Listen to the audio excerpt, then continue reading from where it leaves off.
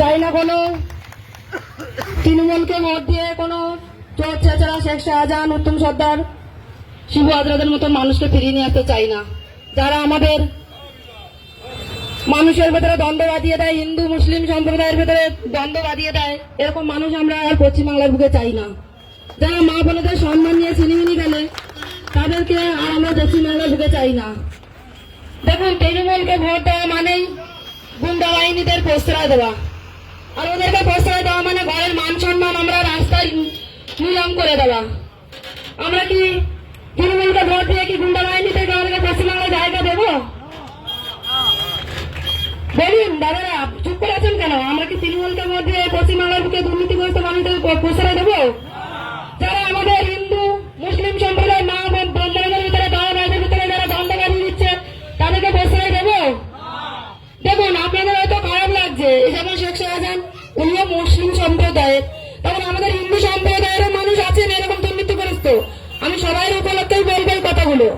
আমি শুধু আপনাদের কি অন্যদের বিরুদ্ধে বলবো না। সবাই ষড়যন্ত্র করছে, সবাই শাস্তি পাবে, সবাই শাস্তি পেয়েছে। আরো যারা এখনো অব্দি বুঝে বুঝে যারা গ্রামে গঞ্জে এখনো সন্ত্রাসী করছে প্রত্যেকে শাস্তি পাবে। শুধুমাত্র এই ছোট বোনের আপনাদের সহযোগিতা দরকার। এই ছোট বোনের মাথায় আপনাদের হাত রাখবেন, আর কিছু দরকার নেই। আর দয়া করে আপনারা আসুন, একসঙ্গে এই লোকসভা বুথে লড়ে আমরা এই বসিয়ার লোকসভাটিকে আমরা মোদীজিকে উপহার হিসেবে দেই। যে মোদীজি আমাদের মাথায় হাত রেখেছেন, আজকে যে মুখ্যমন্ত্রী আমাদের পাশে দাঁড়ানোর কথা ছিল, যে মুখ্যমন্ত্রী আজকে আমাদের উল্লেখ করেছেন, আমি 2011 থেকে দেখে আসছি, আমি নিজেই ভোট দিতে পারিনি 2011 থেকে।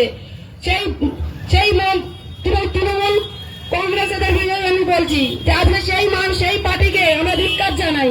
কেননা যারা আজকে মানুষের ঘরে চুরি করে ছেঁচড়া করে জমি কেড়ে নিয়েও তাদের আশা মেটেনি, তারা মা বোনের সম্মানও ছিনাতে শুরু করেছে।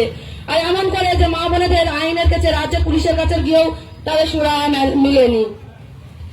তাই আমি আপনাদের কাছে একটাই কথা বলবো, দেখুন, আমরা কোনো বাইরের থেকে আসিনি, আপনাদের ঘরের মেয়ে, ঘরেরই সন্তান। আমরা কোনো বহিরাগত নই। মুখ্যমন্ত্রীর বলা কথায় আমরা বহিরাগত হইনি।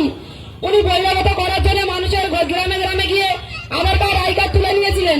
আধার কার্ড আই কার্ড কি মুখ্যমন্ত্রী করে দিয়েছিলেন আমাদের